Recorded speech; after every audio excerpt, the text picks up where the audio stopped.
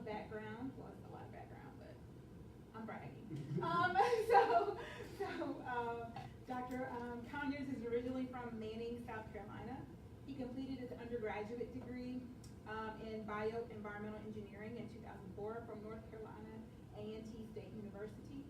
In 2009, at the age of 27, he earned a doctorate in mechanical engineering from Duke University. This was certainly an achievement, as he is, at that time, he was only one of less than 20 African Americans in the United States to earn that degree. So has it increased since then? Not really. It stayed right around the 20 number. Okay. So we have a superstar. By training, Howard is a NASA Stennis Space Center engineer. Initially, he was hired as and I don't know what any of this means, by the way. He was hired as I had to cut some of it out because I was like, I can't even say that. I'm sorry. He was hired as a structural dynamicist in the Engineering and Test Directorate and is currently the A1 Mechanical Design Lead for leading facility improvements to ensure reliable testing of the RS-25 engine that supports the NASA Space Launch System. So I think that's a pretty big deal, okay? He has received numerous awards and accolades for his work at NASA.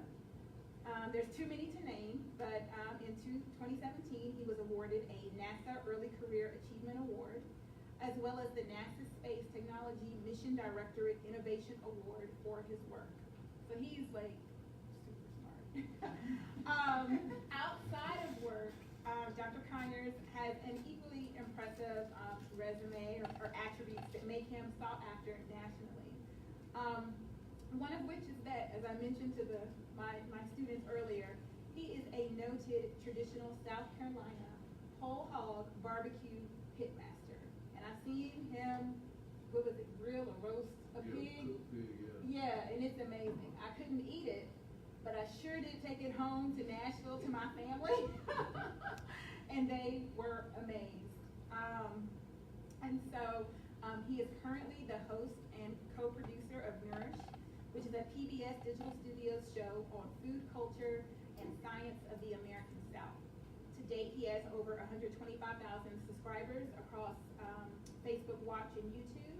And typically his shows have garnered on average about 1 million views. And right now his show is just in the pilot season. So imagine, future seasons. He was one of 16 chefs invited to participate in the James Beard Foundation Chef Summit on Policy and Advocacy. He has been featured in national and local publications such as Southern Living, The Advocate in New Orleans, and the New Orleans Times Picayune, I don't know if I said that right, to name a few. And even NASA is writing about the post on their nasa.gov website. Dr. Conyers was a fellow of the National Food and Beverage Foundation. He was also a Propeller Fellow of Social Entrepreneurship. He was recognized by Next City Vanguard as one of 40 of the best and brightest young urban leaders under the age of 40. He currently serves on the boards for the Rodat Youth Farm, as well as the Dillard University Ray Charles Program in African American Material Culture. Finally, he's married to Catherine Conyers, who is here today, and he has 2 dogs named Aggie and Grace. So, I used to brag that I knew a NASA rocket scientist, and now I can say that I know a rocket scientist who is a whole hog barbecue pitmaster, and he has his own show focused around Southern food and culture. And so I just think that's really impressive, and I'm very excited for him to be here today and share his experience and his show and his trajectory and all about food and culture with you all. So I'm going to show a 10-minute clip of one of his shows in South Carolina with the Gullah Geechee culture. Did you want to say anything before that? Or how many people have ever heard of the Gullah Geechee culture by chance? 1? 2? Okay, so I can't wait to see out of curiosity what you think about the Bahamas when you see it. Just out of curiosity. But it's a unique culture. We're going to describe it in the show why it's so special. And you go ahead. Okay. So I'll dim the lights a little bit.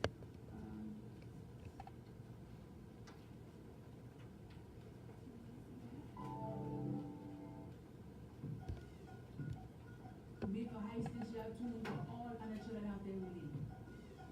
No, this year not no Jamaican tune. This year a Gullah tune. Food, storytelling, music. I had a celebration of culture and good people. Hi, I'm Dr. Howard Conyers with another episode of Nourish. I'm here in my home state of South Carolina, visiting Joseph Field Farms to talk to my friend, my brother, Gullah Chef B.J. Dennis, to learn about the Gullah Geechee food tradition. Man, it's good to see you, my brother. Bro, I'm here because I want my friends and the rest of the country to know about the Gullah Geechee culture, and there's no other person I can find better than Chef B.J. Dennis. boy, very crappy people like this, yeah? You do that. Yeah, man. Hey. Yeah, it's the culture, right? It's the culture. It's the culture. It's the culture, the basis of a lot of African American culture here in the whole country. We're having a homecoming, combining Gullah Geechee food traditions and old school pit barbecue, drawing together friends and family from all over the country. But before we get to the celebration, we gotta prepare the meal and talk food culture. So what's on the menu for tonight? Tonight, well, we will have, obviously we having beautiful pit barbecue, off wild pig. Also wild pig, some say are, direct descendant of the Iberico in Spain. Got John's Island lamb, or sheep, but I think it's a lamb. I think it's a lamb. We doing some red rice, okra soup. Gonna do some fresh cucumber, tomatoes, and some muscadine vinegar. Okay. Muscadine grape vinegar. Oh man, that's a classic.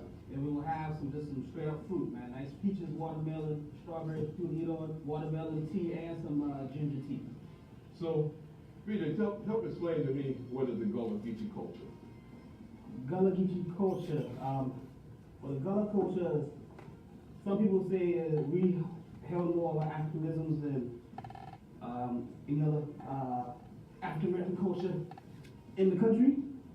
Gullah Geechee culture is centered mostly in the coastal region of South Carolina and Georgia, where enslaved Africans working on rice plantations formed a unique cultural identity and foodways. Like, why do you think it was here in the Sea Island where it would just kind of remain really kind of pure without any kind of English influences? Because we were isolated, just us. Probably no more than maybe 50, 60 years ago, you couldn't get off this island without a boat. Look, you can go right back there, probably what's that, 100 yards, and put down a trap, catch crab, mullet back there, on black bass running. You got the water right here. Right. Seafood is big, but no low country meal is complete without rice, and not just any rice. One of those things that, we're a rice culture, but in the old days, rice was typically eaten maybe once a week, because you brew your own rice. So on Saturday, you would clean your rice for Sunday's dinner. Rice was introduced to the American colonies in the mid-1600s. By the mid-1700s, enslaved West Africans brought to the coastal Carolina region introduced the complex agricultural knowledge needed to grow the crop on a large scale. By the end of the 18th century, South Carolina was the largest rice producer in America. And you gotta realize who grew that, who picked that, who had the knowledge. Before they came over here. Knowledge of, that was a science, it was also astronomy, because you had to study the moons, the tides. Didn't understand how the tides flood fields. And we were brought here, our ancestors were brought here because they had that knowledge. One of the main dishes of the Gullah cuisine is red rice. Explain a little bit about the red rice so people understand what's the origin of red rice. I said red rice is the daughter of jollof, which is a West African rice, but a lot of elders also tell me that when you study it, we eat red rice a lot of fish. And the Senegalese national dish is chaboujen. Chaboujen. So I was told, no, this is actually the daughter of chaboujen, but I think red rice looks more along the lines of jollof. But that's a whole battle I don't even want to get into that, but. So one preparation for red rice is made from sauteed rice, baked in a buttery, seasoned tomato broth, then mixed with vegetables and sausage or seafood. Red rice, even here, it varies. It varies. Because people say, I want my red rice sticky. I want my red rice a little more dry. I want my grains separated. I want my grains separated. I don't want a bunch of meat in mine. I want a bunch of sausage in it. It depends on the cook. Some people might want to throw crab meat in it. Some people want to throw okra in it sometimes. Okay. It's all about the vibe, Let's check on this fire and then we'll make sure we got everything set up. What else we need to get set up for this? We're also pit barbecuing for the event, the way my father taught me to do it. We dug a pit and used things we found on the farm. Pipe for the rack, fence wire, and roofing tin for the top. Same with the burn barrel. Cinder blocks, metal wire, and roofing tin. We had Joseph Fields farm. His family been farming for generations. They had this land since, I believe, 1850, which started across the street. He is one of the only certified organic farmers in the area. The lineage here, the Gullah culture here is deep. I mean, it's rooted very, very deep here. He's also my cousin through marriage. So here we Oh, so family. family, yes. While we're getting ready for tonight's meal, what Gullah dishes are we snacking on? This is a cultural dish, almost similar to, well, I wouldn't say gumbo the herbs, but all in the same family of dishes. You know, greens, local cooked down for a good while. I got some local crabs, sweet potato, turkey neck, and potatoes in it. But this is all that same lineage of the West African diaspora. In the West Indies, somebody might say, oh, that's callaloo. You know, it looks like gumbo the herbs in New Orleans. I think the ancestors used to cook what was available. Another low country staple, grits. With industrial farming and modernization, you know, we got into the quick grits. Some people even probably don't even know how to cook real grits anymore, because you just can't sit there for 5 minutes and voila. These take about 30 to 40 minutes to cook. You know, grits are usually the backbone to a lot of things. Stew dishes like smothered shrimp, crab and gravy, or we're gonna do fried fish today, and some lovely little bit of butter in those grits to make it nice and lush. You might think food, it kind of bridges that gap, because we were so separated that food is kind of bridging those gaps Back together. and bringing it back together. I decided to ask musician and BJ's neighbor, Kendra Joy, about red rice to help explain other aspects of Gullah culture, like the language. Our ancestors needed a way to communicate, and so we came up with the language of Gullah, and that's what we have today. People in Charleston, or the Gullah Geechee culture, have a first language, and it's not English. The Gullah language itself is very unique, but the dialect we still have in like the Low Country, so we may not necessarily speak the traditional Gullah language, but we still have the dialect, so that's why a lot of people think that we are from the islands, because we have that thick dialect.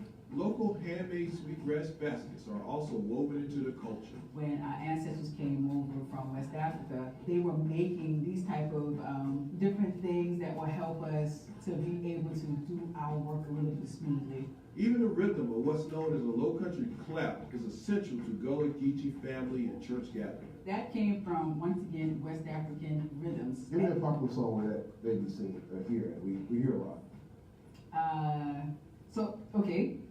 The Kumbaya song. And so you hear a lot of people who sing Kumbaya, but y'all know that's not the song. So that's not how it goes. And so it's Kumbaya. So Kumbaya, my Lord, Kumbaya, which means come by here, Lord. Kumbaya, my Lord, Kumbaya. Kumbaya, my Lord, Kumbaya. Kumbaya, my Lord, Kumbaya. Oh Lord, Kumbaya. Oh Lord, Kumbaya. Oh Lord, Kumbaya, Kumbaya. So that's how you do that. It's just really, really important that we keep those times, because it just keeps us connected. We share good food, good times, good laugh, and then once again, you end up being refreshed.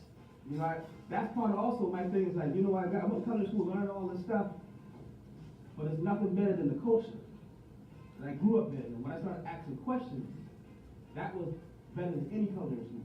You know, there's so much that we still was learning, so much that was lost that we had to ask. I mean, watching you do this, and having your father here, who was the original, you know? Yeah, when we talk about doing this, I wanted y'all to see something a little bit different. But I wanted y'all to see how when I was a child, what barbecue looked like. I really want to thank you all for coming out. Came down here for a graduation. The family is important. And when we do stuff like this back home, like barbecue is a family thing. But to mash up with BJ and bring the PD and the Low Country together like this, we thought it was very appropriate to do it here in Charleston. There's a lot of people out here, and I'd be remiss not to thank my wife and her and my family for coming out here, coming out to Charleston, spending a little bit of time. I live in New Orleans, so just being able to spend time with my family is important. There's a lot of other people I could thank, but I don't want to leave my names off, and we'll let it go because people are ready to eat. If you have any other Gullah Geechee family recipes or stories, share below, and please subscribe to Nourish. I wanted y'all to see like how rustic this is. I wanted y'all, when y'all go eat at Rodney Scott Barbecue or B's Crackling, they got nice fancy equipment. But I want y'all to see like these are pipes that came off this farm. This program is made possible by the corporation. All right. I didn't fall asleep, did you? Did y'all learn something? And she gets set up like food is one of those things you can tell a lot by a person about their culture, where they upbringing, by understanding and studying their food. It's kind of I would say it's like the cheat sheet to learn about different people, no matter where they're from, whether they're from Ireland, whether they're from China, whether they're from Brazil, they're from Bahamas. Like food is the real key to understanding people.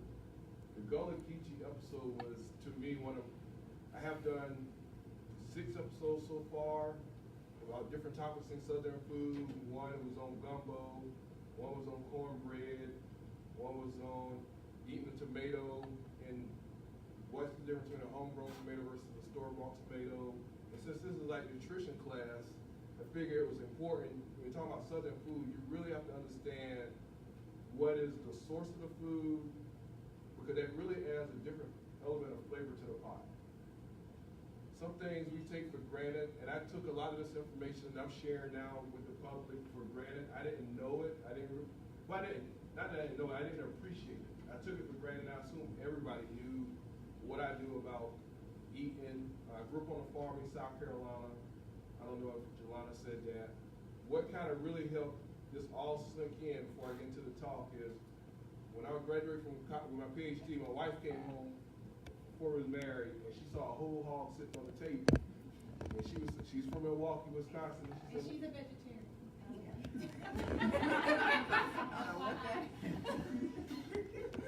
And she saw a whole hog laying on the table, and I'm like, this is what we eating for the celebration. She thought we were going to have a pork chop, a piece of bacon, a rib. I'm like, no, this is, where I'm from, you say you have a barbecue, you have a whole hog. You don't have to say barbecue chicken. You don't say grilling, you say barbecue, and you know that means barbecue whole hog. If I said chicken or ribs, I gotta say barbecue chicken, or I gotta say grilled chicken or grilled ribs, because the language means so much to the word. The Gullah Geechee culture is fascinating, and it's also part of my lineage about a culture in the United States that, even though it came about as part of a painful process, it was still something where food is a way to express yourself. I know a lot of people, have y'all heard of Anthony Bourdain by chance? So Anthony Bourdain did something with food. He opened a conversation so you could really understand people, but he used food as that gateway to bring you into that conversation. And like I said earlier, food is that thing that all of us got to do. There's economic boundaries, but all of us have to eat. No matter rich, poor, our diet may be different because of our economic means, but we all have to eat to survive. And so food is much more than a recipe.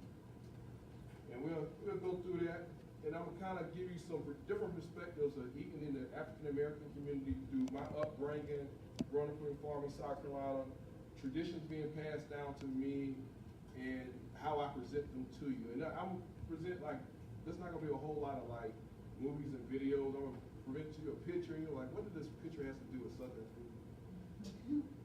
It'll make you think a little bit. It says, how many people put salt in their food? Before we get started. What's the misconception about salt in the African American community? Is it a source of high blood pressure? We got to have salt in our food for it to be considered seasoned. Part of that, I believe, this is not scientific. I'm an engineer, and testing rocket engines is scientific. And it's a process of principles of philosophy. But salt is a great preserver. Salt, before people had refrigeration that we have today, they used salt to preserve meats. Salt and smokehouses. And what happened was, I'll talk about it a little later on, but when they preserved meat with salt, that meat held on to that salt. My father said when they was getting that meat for the smoked hams, they would re-boil that meat to try to get some of the soil back out. But then you take that salted meat and you put it into your collard greens, or you put it into your okra, you put it into your mustards, your turnip green, that residual salt still stayed into the meat. Not all of it boiled out. And so we became accustomed to having salt into the food. And then once we had that salt into that dish, you also got to think about the work these individuals are going to, whether it's from slavery to sharecropping. That was a very physically demanding job. And salt, from a nutrition point, helps you from cramping up. You may not realize it, but it does help. That's the reason when you play sports, they give you Gatorade, put all the salt back into it, kind of help you hold up the moisture. And so with the salt, it has more than just, it kind of lingered into our food, but today our food history, our work history has changed. We're not working as physically, as hard as my ancestors has in this fields in the rural South. My grandparents was cotton and tobacco farmers. My parents picked cotton and tobacco by hand up until about late 60s. So you'll see a lot of traditions that I learned, it was because the area I grew up in, a lot of things didn't change over time. So this is a plate of food from the Gullah Geechee episode. We had watermelon, had some fried fritters, like almost like a hush puppy, but it wasn't a hush puppy, but it was like a corn fritter. We had barbecue pig, barbecue lamb, red rice, okra stew. Anybody familiar with okra soup? Okra stew. You ever had okra soup? Yeah, I've had it before.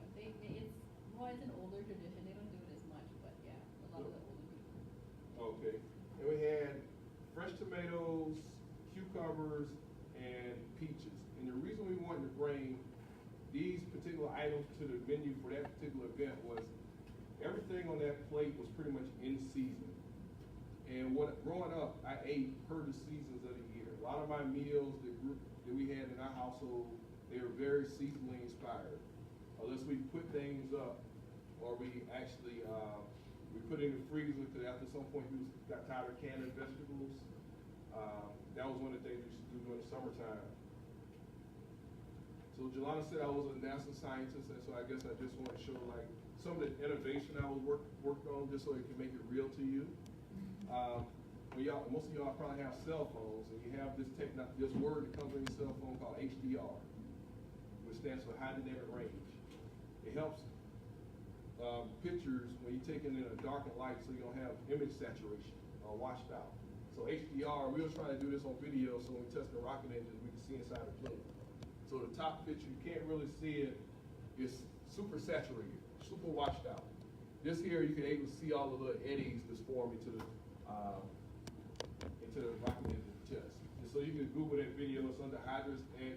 It was a pretty novel thing. It was pretty cool to see the results of the camera technology, and to lead that development was pretty exciting. So, like I said earlier, a lot of this, all our families come from somewhere. The past may be different. I showed this particular one because this shows my family relationship to a place called Butler Plantation, which is slightly out of Savannah, Georgia. And in the video, they talk about the Gullah Geechee culture remained on the sea islands and the coastal regions of South Carolina. It actually went a little further inland, and what I will say is different, and we're talking about it a lot these days with the Gullah Geechee corridor. These traditions went a little further inland just the sea islands. The language, the dialect that I don't have anymore because it was educated out of us. My grandfather had the dialect of speaking Gullah. And certain terms we used growing up, there were Gullah terms. A term that we would use a lot growing up was I give you three simple words. We use goober. And goober represented a peanut. So sometimes we used to call people goober heads. Actually, is an African word for peanut. Another word we use a lot was called cooter. And cooter was a turtle. When we go fishing, we used to say the same, watch out for this cooter because it might snag your babies. And that was because the turtle was coming up here. And so those are like elements of the culture that survived that we didn't know all about. And that was tied to that particular culture. I grew up on lands less than 7 miles away from my family was enslaved. I didn't move far. After my family moved from Charleston through this transatlantic slave trade, like we moved to Manning, and they didn't move. Like I could literally walk from my home to where they was enslaved at. That's pretty, not special, but it's kind of, it makes you think about certain things when you think about now what I'm doing, testing rocket engines, living in New Orleans, being able to travel all over the country for food and science at the same time. And a lot of you all have ancestors from all over. This is Miss Leah Chase. I hope everybody in this room heard of Miss Leah Chase. So the very first episode of Nourish, we interviewed Miss Leah Chase, and we talked about gumbo. But during the conversation, I'm gonna give y'all part of the interview that didn't come out. Since we talk about eating healthy, Miss Chase told me like she grew up vegetarian. Long before it was a vegetarian thing. The reason she grew up vegetarian, she grew up in Madisonville, Louisiana. Her family was poor. They grew up, whatever they ate, they grew. And meaning they had their own garden. So she grew up vegetarian way before it was just a popular family. People know me for cooking meats. I don't eat as much meat as I cook. Even when I cook it, I don't hardly eat it. But the reason I don't eat it when I cook it is probably because I'm tired of it. And I get more enjoyment seeing other people eat it, honestly, at that moment. Because they get to see something they haven't seen before. Somebody cook a whole animal versus cooking a steak. And so it's some kind of curiosity and amazement out of that, because as y'all saw earlier in the video, when I cook the animal I don't cook it in the ground all the time. I mean, I have a above ground setup, but using very simple techniques. I don't have any thermometers. I'm just going by all hand, all feel, lessons that was passed down. So it's kind of it's an art form. It's also in a way somewhat spiritual, because for me it's relaxation, but also it's a connection deeper to what I had growing up. I mean, it's a connection that's made when cooking something like that in that particular way. It's kind of hard to explain. The first time I cooked in the ground, it was something I wanted to do because my father learned how to cook barbecue in the ground. But interviewing Miss Chase was very interesting because she said a lot of things that it make you think about food. First saying about vegetarians, growing up vegetarian, eating what you had. A lot of times you ate per the season. She said ate per the seasons. One thing she said that was also compelling to me is, like, I eat whole fish. I do not like to eat fillet fish. I like to eat whole fish with the bones. I like to pick out the bones because I believe when you cook fish with bones, it has a different flavor. And when you get fish fresh, it has a whole other flavor. So for that reason, I really do not eat a whole lot of fillet fish. I don't eat a whole lot of catfish. And I know people say, you're from the South. I eat other fish besides catfish growing up. I eat brim, crappie, bass, perch, spots, flounder, croaker, whitings, all these different types of fish. When I did eat catfish, it was generally in a stew. It was never really fried. So Miss Chase is an icon in New Orleans and in the country for what she did for grill cooking in the American South. If you haven't eaten at Dookie Chase Restaurant before you leave Tulane, I think you should put it on your list of things to do, to go and stop by and eat at Miss Chase Restaurant, so you get a taste of the food of the city of New Orleans. And she does a good representation of it. Her fried chicken is great. Her gumbo is amazing. And so it just kind of gives you a taste of what Southern food is about in New Orleans. This picture here says a lot about Southern food. This picture was made before they even had photographs. This is a wood carving in the American South. This is a gathering of a slave family, or either, I don't know if you can see it really. Can you see that? It's pretty clear? Okay. So I like this picture because they talk about them cooking pigs in the ground. You have this big kettle, big wash pot they're cooking in, probably some kind of stew, or either cracklings or greens, or some kind of soup. You have a table over here, ham, and over here you have a group of people having a cookout, picnic underneath this tree. And this is very central to Southern cooking. This imagery you'll see a lot of this, and it's carried over to gatherings. This same kind of imagery will carry over to like church homecomings, where you have a cookout somewhere, you prepare all this food, but then you have all this fellowship of people. Food is one of the things, or a way of people express themselves, like food and art. Those are two things that people express themselves outside of like just traditional music. It says a lot. This is a picture of a barbecue hall in 2015, I think. This is how it looked when we finished with it. Laid out flat as butterflied out. And it took a little bit of research for me to understand, like, I didn't know how deep it was growing up. I didn't realize it went back to the picture I showed you previously until like 2015. When Fox News said something about there was a list of 15 most influential pitmasters in the country, and they didn't have any African Americans. And the people who was doing that work in the American South was enslaved West Africans. But doing the research, I realized that I saw a picture like this. This is the picture I remember seeing. My father drew a picture of a sketch of the ground, of a particular pit that he cooked on. And I looked at that pit, and I looked through a whole lot of archives, and I saw pictures look just like that all over the American South. The pictures just resemble those type of style pits.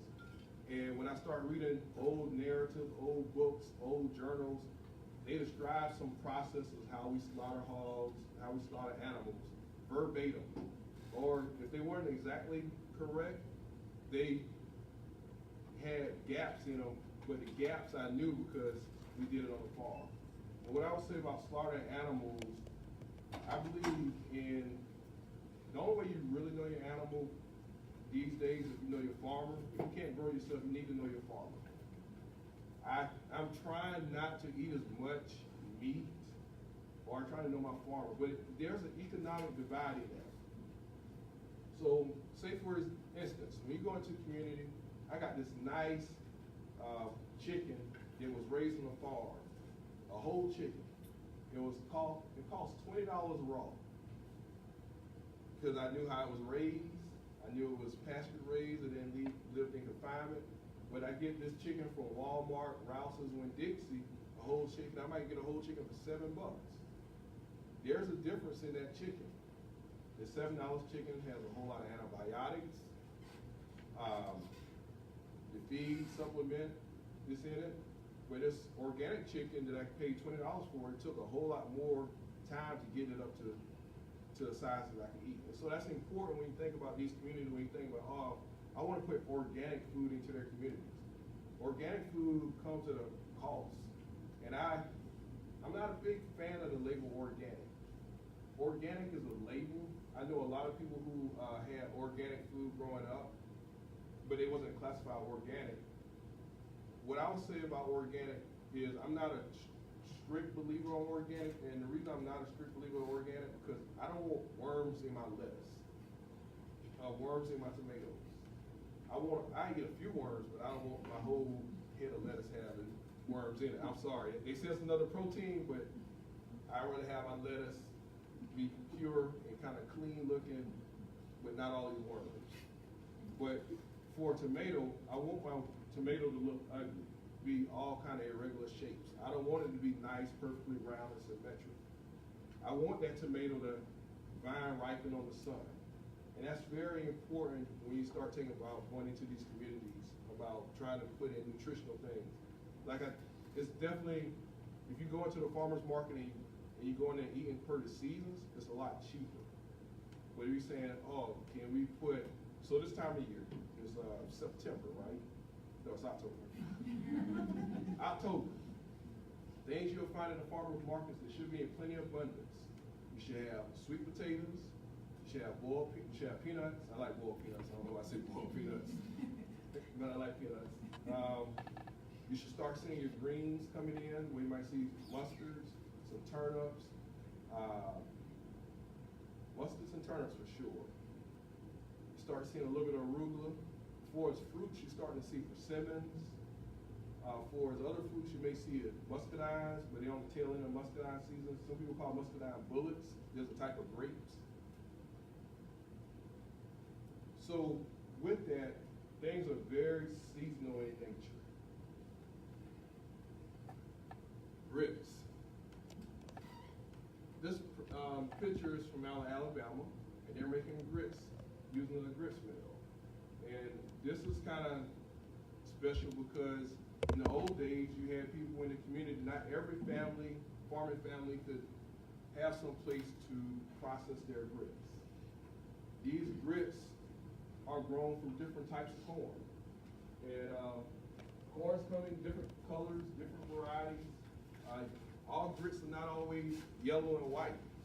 You can't really see, but these was yellow. These grits are yellow grits. You can pass it around too.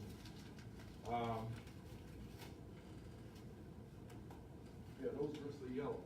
But not all grits are yellow. Not all grits are white. But what I would say about these particular grits, when you cook these grits take a long time to cook. 30 and 40 minutes time to cook these grits. It's just a slow process to get them creamy, but the flavor that you get out of it is so much better. So when you go into these nice restaurants and you're eating shrimp and grits, they oftentimes use grits like this that cost a premium. So that, for example, that bag of grits costs, I think roughly, it's either $8 or $10 a bag. But if you go, It's worth it. it's worth it, but if you're a family who has low economic means, you can't afford to spend $8 to $10 on that bag of grits. So you buy that bag, 5-pound bag of Quaker grits, instant grits, for maybe $1 or $2 most, because it takes a lot less time to cook, but the flavor is not there, the nutrients is not there. I like this picture because also with this, there's a sense of community in this picture. Even though you don't see it, one person may have this grits mill in a cooperative, and they all have to share this grits mill to grind their grits for their families, and they use a barter system to kind of help pay this particular individual.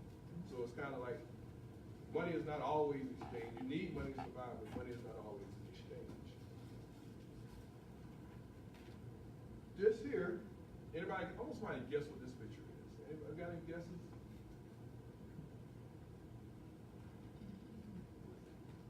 You know?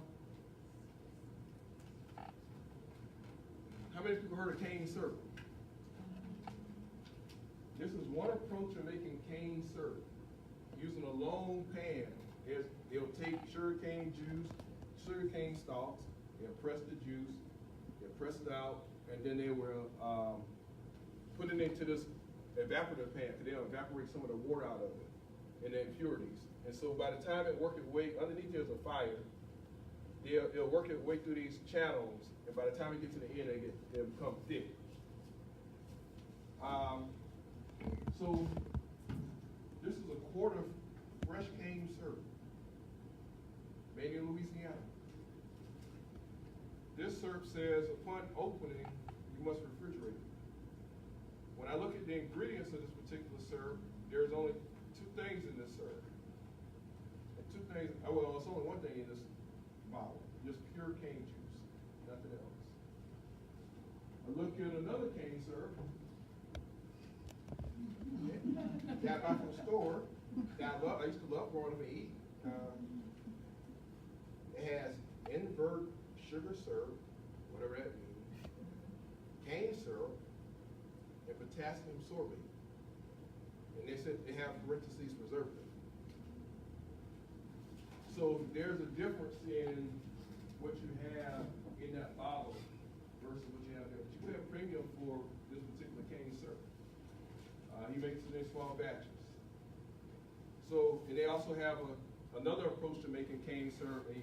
When you go around St. Charles or different places in Louisiana, you'll see these big, huge syrup kettles. Those are the syrup kettle is the oldest method of cooking cane syrup in the country. This is a little later technology. But it's still old. That's an old picture. That's how my father and grandfather used to make cane syrup. So with the kettles, are you mean like those big bowls? You know, big bowls. They have them at the Whitney Plantation? Plantation. Okay. Most of the plantations have big syrup kettles. They vary in size. Sometimes you see like they're different sizes, and the reason they're different sizes is because they got different uses.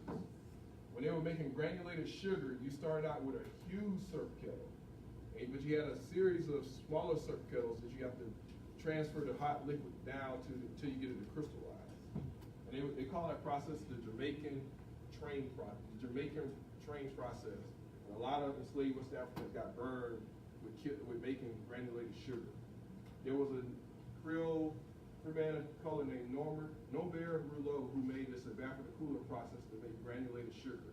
The technology he used to make sugar was an evaporative cooling process, and it revolutionized sugar processing in America. Helped probably made, so the tradition you see with Louisiana having a lot of cane sugar, the guy out of New Orleans made the technology to revolutionize the industry. He was actually African-American man. This picture here, I know y'all have no guesses of this picture. Anybody eat cracklings in this room? Explain what cracklings are. Okay, I'm gonna explain. I'm gonna explain what it is. So when people used to slaughter hogs, they used all parts of the animal. They used to put meat up for the winter. Cracklings is the skin of the hog with a little bit of fat. But the cracklings was a byproduct of the slaughtering process. People need to cook within the American South. People love fried food, unfortunately. They love fried food. So to get lard, because they didn't have Crisco or vegetable oil, they rendered fat from the cracklings. And the fat that you got from the cracklings was cooked in this pot. This lady is cooking it in this cast iron pot over a little wooden fire. And the cracklings would be what you would eat. That's yummy, really good. But then the byproduct that's useful for the family is the lard that they get. They sell lard in the store, usually white in color, but that's what they was frying with.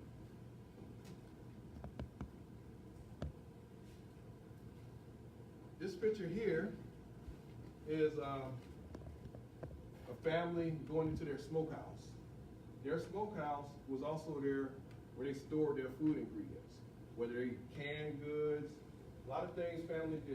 They can tomatoes, they can okra, they can peaches, they can blackberries, they make jellies, jam, other type of preserves, fig preserves. And they were stored in the smokehouse when they wasn't smoking their meat. It was a storage facility for these families. And since they didn't have refrigeration, they didn't have Del Monte, they didn't have these different canned goods, they had to make it all themselves. And they didn't have, when they canned stuff, they didn't have all these preservatives. So it actually, the food quality tastes better. You can open a can of canned tomatoes that you get from the summer and have it in the wintertime, and it'll taste like you just picked the tomatoes. I can only imagine what a fresh lasagna would taste like with good sun-grown tomatoes. It'd be a lot different than some canned tomatoes, I'm sure. So she got jars, she carrying jars out the house. These are actually jars from Cannon. So she in the smokehouse looking at what they had, what they put up for the winter. If they didn't do this kind of stuff, then they wouldn't eat. But this also is a thing I would say, like inside recipes is something you can't account for, the love that's in that pot.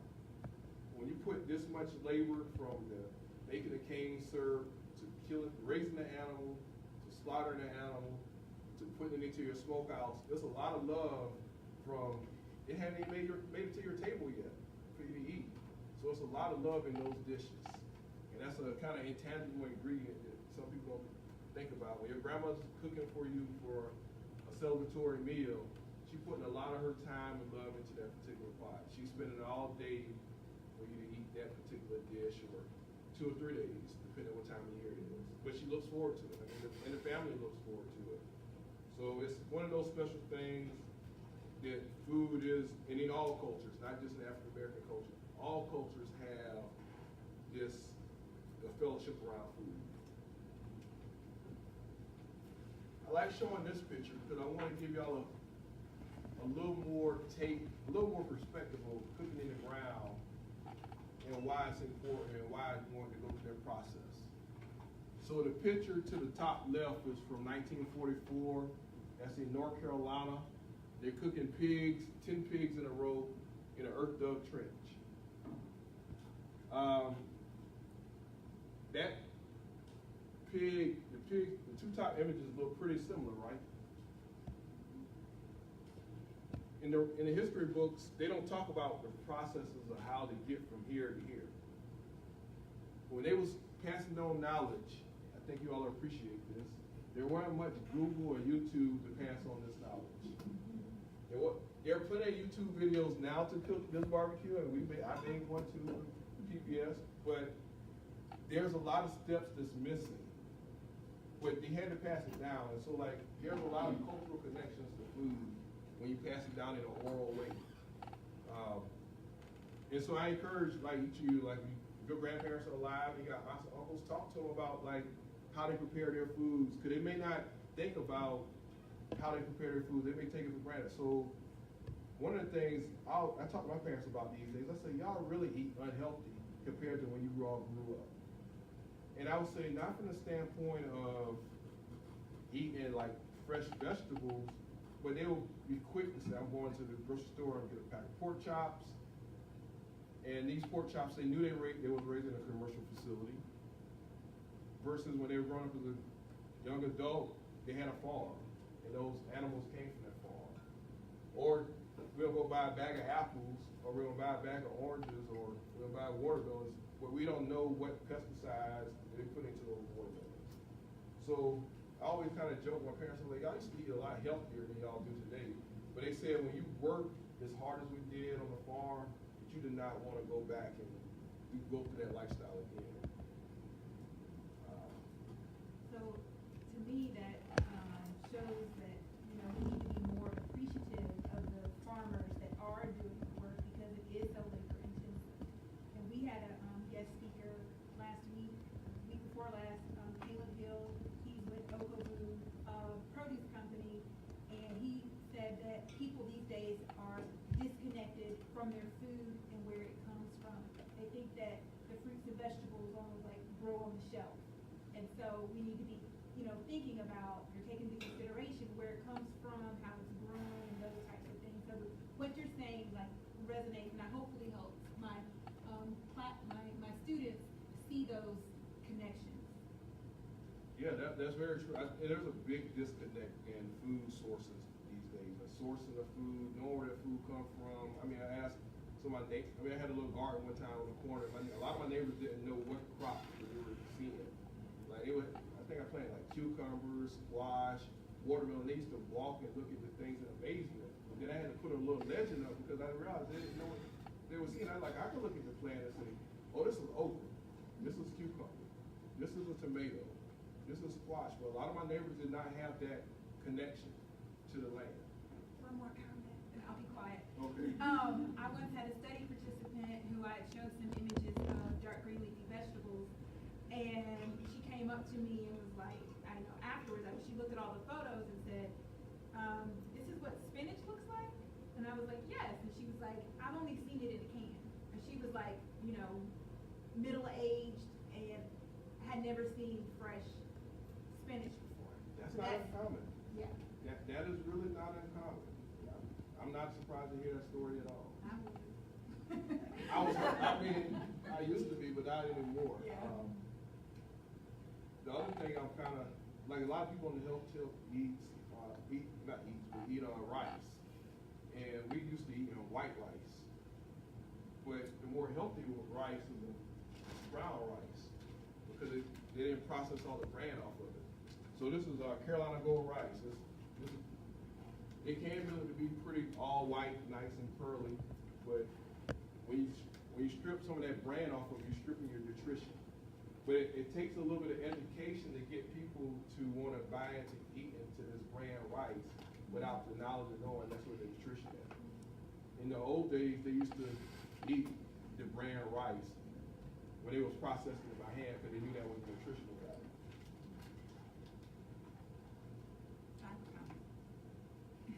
Just what you talked about before, like I'm from Milwaukee, a lot of you from me from big cities, but I'm smart, I'm educated, all that. But it wasn't until I went home with them before graduation, like, oh, that's the pig that you're gonna cook, that's gonna end up there. So, you know, just sometimes when you're looking at, you know, whatever you're gonna go out there and do, it's just looking at this, you know, what environment people are going up, and that's not always educating someone from a low income environment. It's also just based on what you knew. Our parents were doing the right thing, but just if you're from a city, you just don't necessarily see it. And it wasn't until I went home that I'm a vegetarian. I'm like, oh, I don't know what's going on in the store with that meat. So, and that's what happened with that. So, 2 cents there.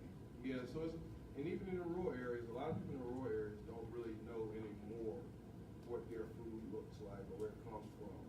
But there's definitely a disconnect with their food. And I think like going to the farmer's market, taking an opportunity to go to the farms, if you get the opportunity to do that, you should do that as a nutritionist because it gives you a deeper understanding of what goes on. And because some foods cannot be picked by a mechanical device. Some foods have to be picked by hand labor. And unfortunately, whether we like it or not, agriculture has been one of the most exploitative things for human labor in America's history. Even today, we may not like all things about immigration or whatever, but if those immigrants are not picked, a lot of Americans do not want to go work and pick apples, oranges, tomatoes.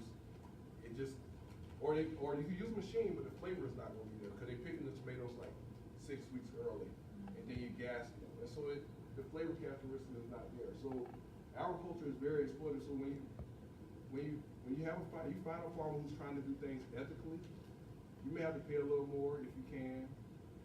You should because they're putting a lot of time and resources into it to make it work. This is probably one of my favorite things. Growing up, we used to grow sweet potatoes. My family still grows sweet potatoes. We don't grow as many anymore. We grow about 1 acre of sweet potatoes, but we were passing down this seed. This seed been passed down to my father for 40 years, and we kept this same. I'm saying a seed, but it's a variety. We don't know what type of variety it was, but the community really appreciated the seed, and that's why we kept it going. It was passed down to him by another farmer in the community. So I'm guessing this particular sweet potato variety is over 100 years old. When we pass it down every year, we grow a crop, we kind of keep the crop growing. But this is not like GMO, you can't spray chemicals to it to make the work easier. You got to hoe it by hand. And growing up, we used to plow with an actual plow that went behind it. It wasn't with a mule, but it was a mule plow that we would put behind a tractor. And during the fall, this time of the year, we would be doing this, plowing sweet potatoes. One thing I learned here recently is things we used to throw away with the sweet potatoes, other countries eat. So in, I think it's Ghana, it's either Ghana? Yeah, I think it's Ghana. No, Sierra Leone. They eat sweet potato leaves. And we used to, when we get to harvest sweet potatoes, we didn't think anything about the leaves. We were looking for the tuber in the ground to eat. And, but I have met some people from the Sierra Leone, Nigeria, who really love the sweet potato leaves. They're very nutritious. And you got to think, I was saying that one thing that's missing in the African American culture, and we talk about a lot of fried and baked foods, and we really went back to studying the culture of different people, you'll understand that in the African culture, they ate a lot of vegetables, a lot of leafy vegetables, a lot of peas, a lot of legumes. And so when you start looking at cultures where, in particular with the African diaspora, they have a lot of similarities in their base ingredients. They have rice, they have peas, they have some kind of leafy greens, whether it's callaloo, whether it's collards, whether it's mustard, whether it's peas, they'll say hoppin' johns, black-eyed peas. New Orleans, you got red beans and rice, white beans on rice. I mean, you got all these different things, but they kind of still have the same basic footprint. And then when you think about other ingredients such as corn, you got to really think of your indigenous communities for the corn because they really had a big hand in like a cornmeal or eating grits or cornbread. If we didn't have that, which is now a southern staple, we would be missing a big component. So like knowing parts of where the food comes from also helps you understand the history of the country. You understand how food migrated not just in the country but across the world. Like if you think about different types of sausages, the German culture brought a lot of sausages to the United States, especially in Louisiana. So you have to kind of really study food in its travel to really understand how it is in our pots. But once we get into the pot of today, it's a lot of different cultures that mixing in and blending to make these pots delicious. But we used to grow these sweet potatoes by hand, and somehow that I got to figure out how to keep it going. It'll be my turn to carry on that tradition. A lot of hard work. And so these are some peas that called Sea Island red peas. We've grown in Charleston, but a lot of people are probably familiar with field peas. But that's an old pea that came from West Africa. It's really small, but it's really flavorful. In the original Hoppin' John Papa John recipe that people say, black families like to say, we gotta have black eyed peas and rice, and maybe your family in Georgia, in Savannah, and Alabama, they probably say, man, we gotta have black eyed peas and rice for New Year's, and collard greens for the peas that represent the pennies, and the collard greens represent dollars. If you eat prosperity or whatever, I mean, some people have different variations of it, but in the original, like peas and rice dish, Papa John's or whatever, that was the original pea, Ciala peas. Ciala red peas.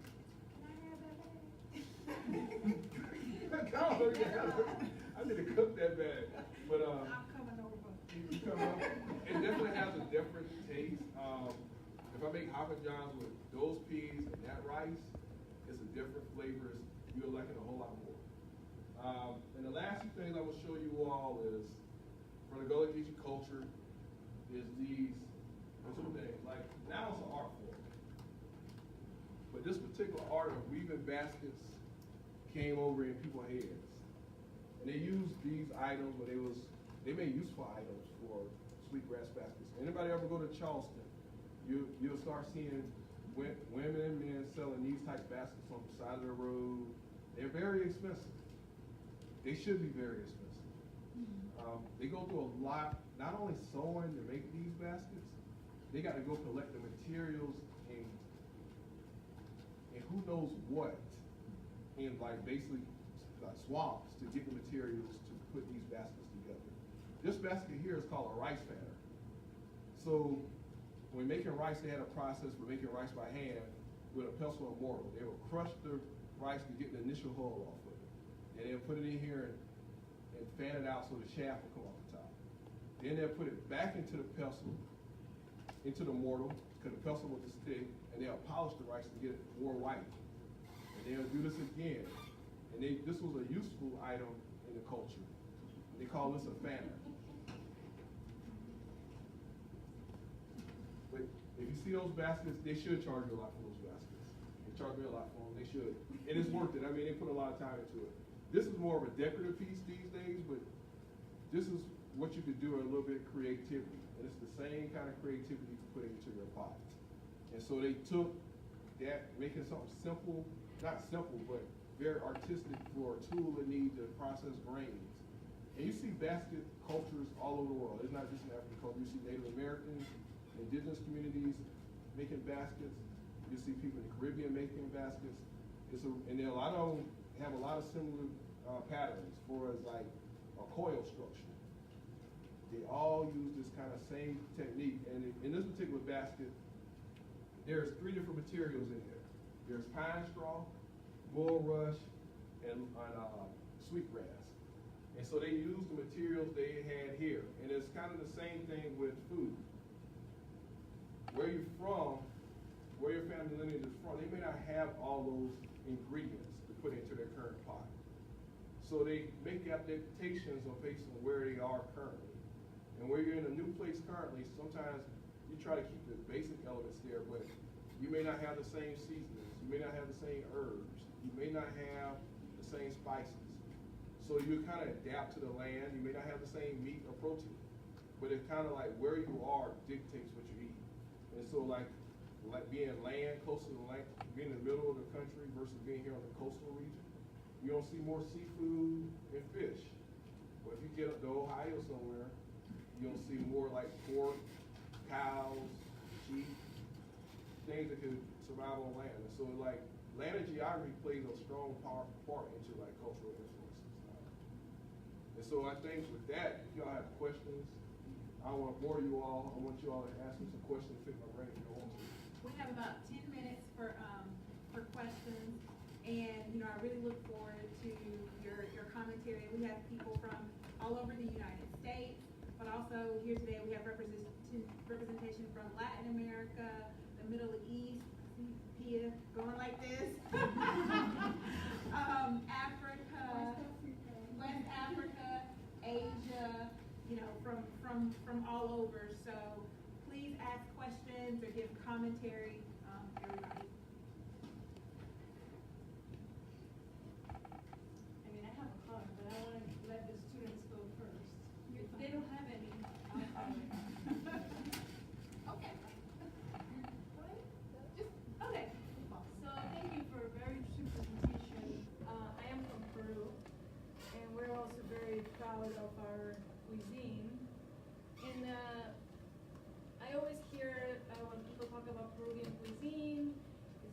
much of a blend of all the different, of course, the native food products that we have, that we're blessed to have because of our geography. We have a lot of very good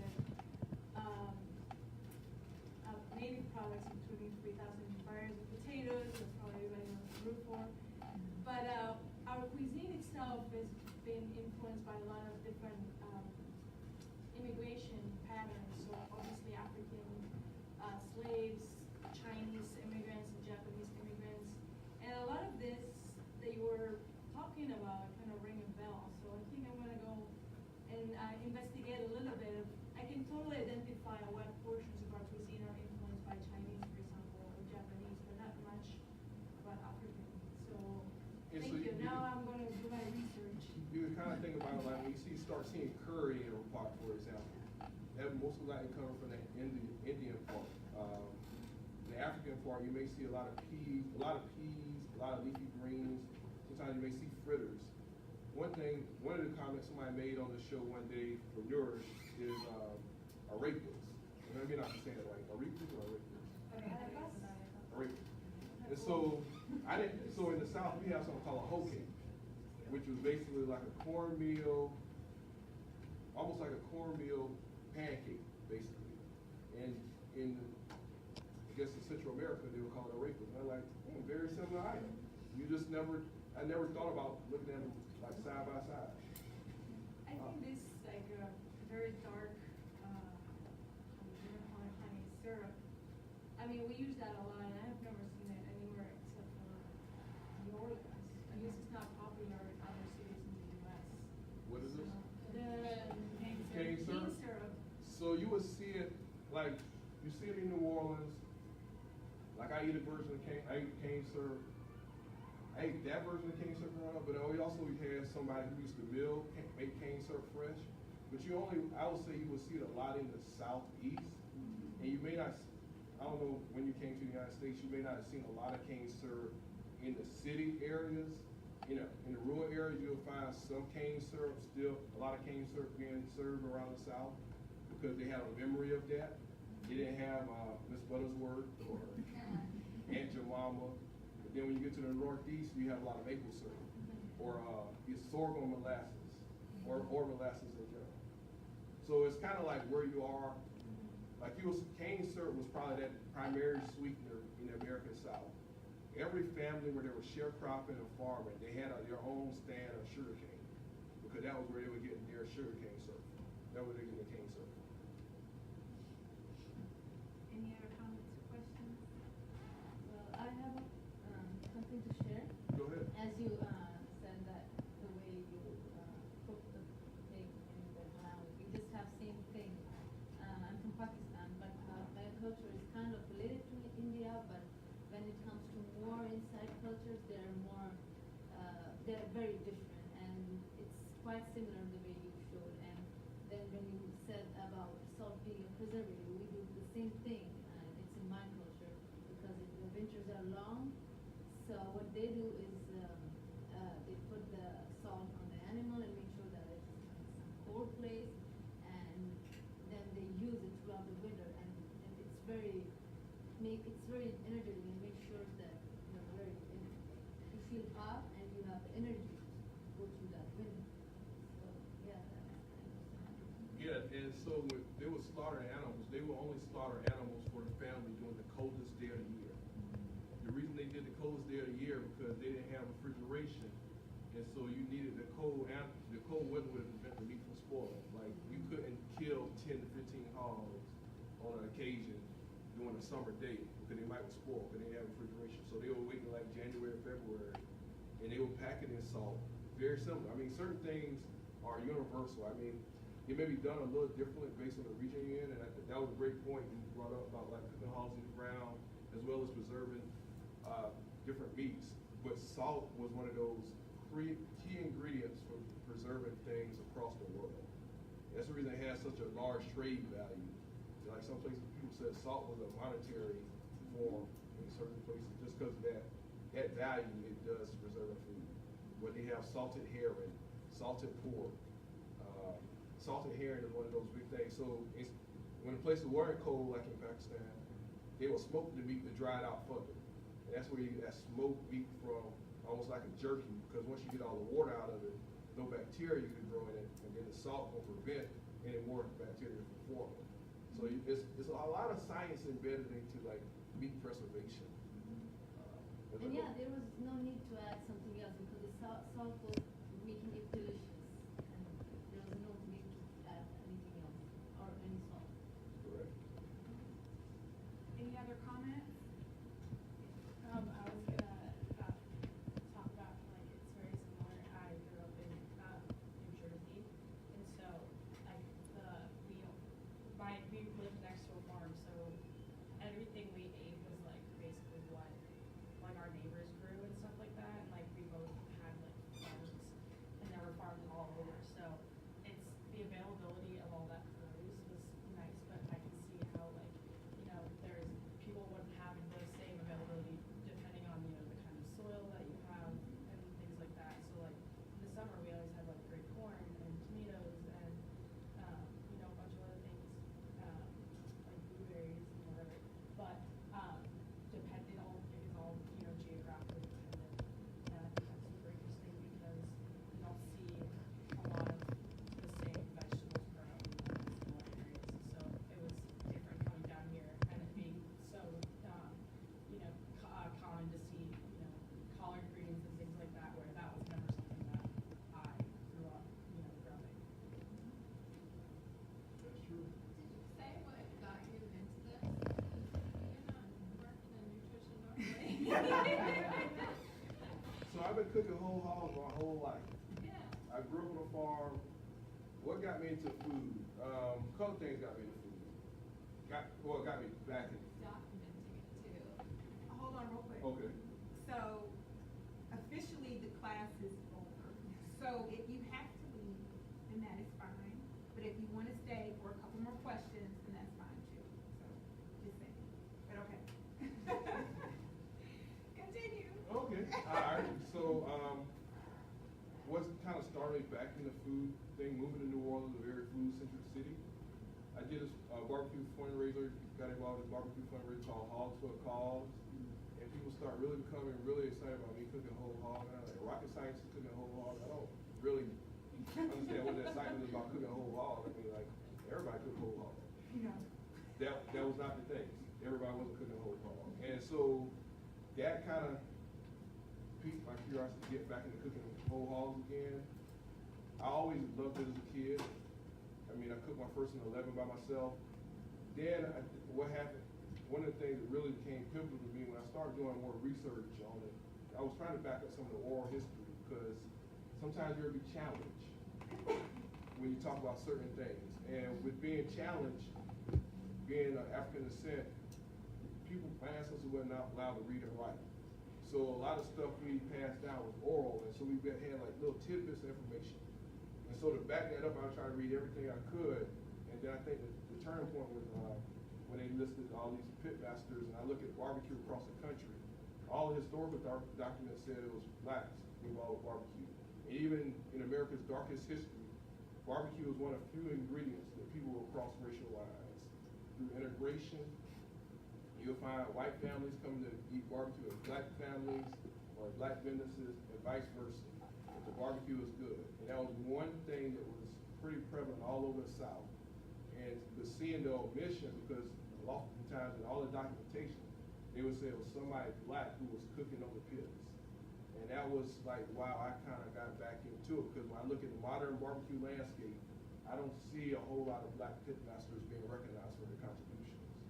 And I wanted to make sure the people who was before me get their credit, because I would not have learned this tradition of cooking whole hog barbecue if it wasn't passed down to my father, who learned from another man in our community.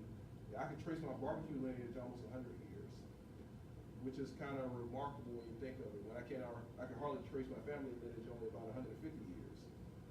So that's kind of why I got back into food and studying and documenting. And also, like my wife said, you have a certain knowledge base that's a little bit different from a lot of people that may be valuable to somebody else. From what I know about farming, like I don't really say farm to table a whole lot, because what I knew growing up was farm to table. I don't say soul food. I never, I know if you notice or not, I didn't say soul food at all during the presentation because I didn't know what soul food was growing up. I didn't know what soul food was until I went to college. But then when I saw what soul food was, like, this was what my family cooked for a regular meal. So I mean, I didn't think anything about it. So like to this day, I don't really use soul food. I don't. Any questions? Any other questions? Okay, I do have a question. So through your show, you know, you're going from, you know, state to state, city to city, documenting Southern food, history and culture. You have 6 shows that you've done thus far. What's next? So we got 3 more episodes this season, the pilot season. We got an episode on, I'm gonna teach the country how to make grits. So you can understand like the grinding the rocks, we're putting grains in between. We're gonna do an episode on rice, and we're gonna do an episode on cooking a whole cow. So. Okay. Well, thank you so much, Howard. I think everyone has enjoyed this presentation. Learn something new, whether you're a vegetarian, a pescatarian, or not. Because I know we have those here in the class. Yeah, I don't mind. I love talking to vegetarians. Yeah. But you know, So,